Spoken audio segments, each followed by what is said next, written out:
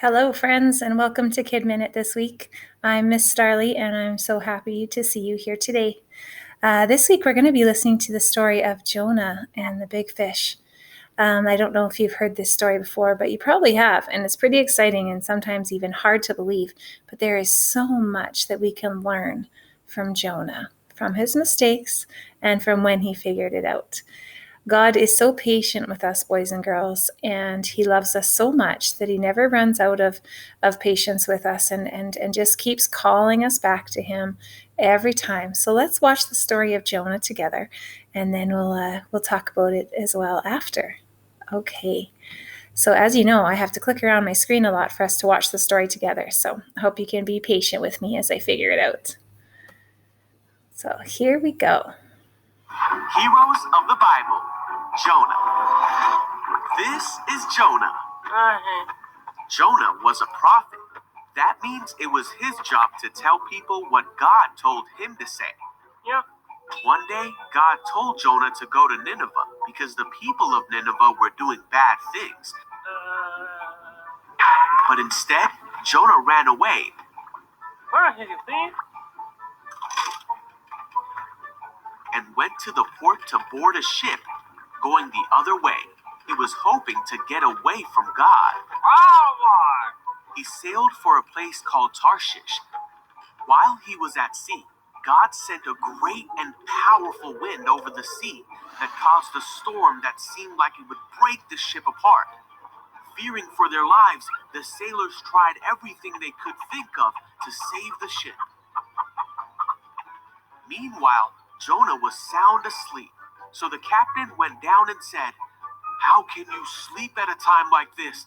Get up and pray to your God. Maybe he will help us."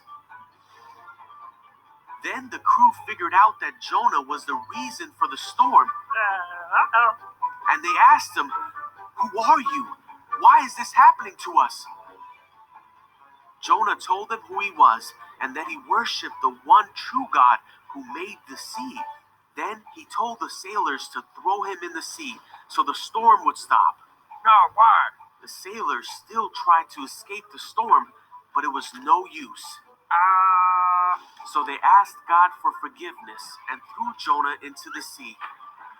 The storm stopped at once. Whoa! The sailors were amazed at God's power and they vowed to serve him. Now God sent a great fish to swallow Jonah.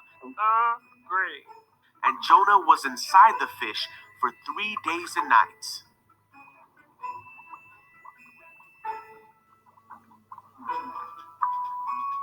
Jonah prayed to God from inside the fish, and God ordered the fish to spit Jonah out. Yuck. God told Jonah again to go to the city of Nineveh to tell them what God had said about them. I get it. This time, Jonah obeyed God and went to Nineveh to deliver God's message.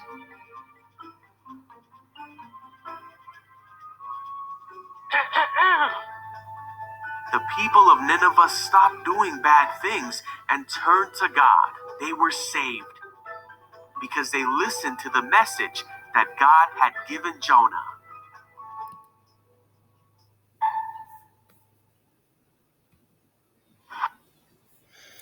Well, there you have it.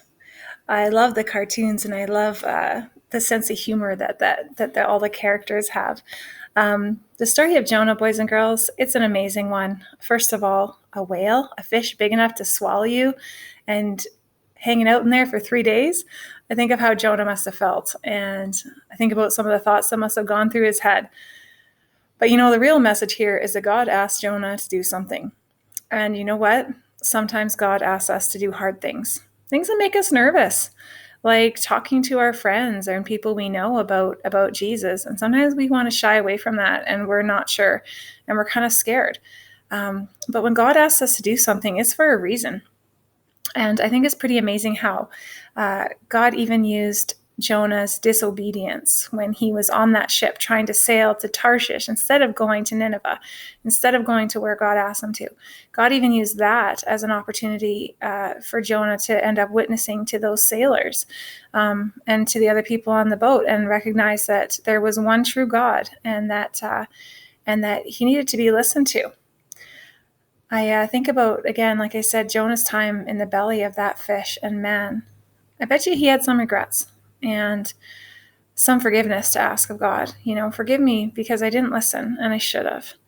Sometimes it's hard. Sometimes people describe it as swallowing our pride.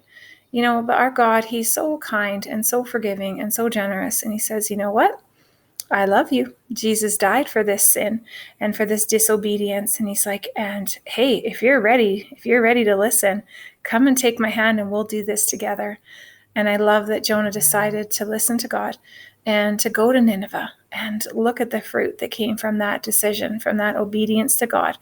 When we do the things that God asks us to do, even the hard things, even the scary things, there is blessing in that, and not just for us. I mean, sure, Jonah realized that, hey, unless I want to end up in the belly of a fish or in a terrible storm out at sea, it might be a good idea to be obedient to God.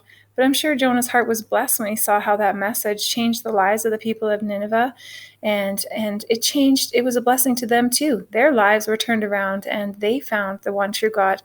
God's desire for our whole world, for every single person alive, is to know him and to know salvation through his son, Jesus Christ.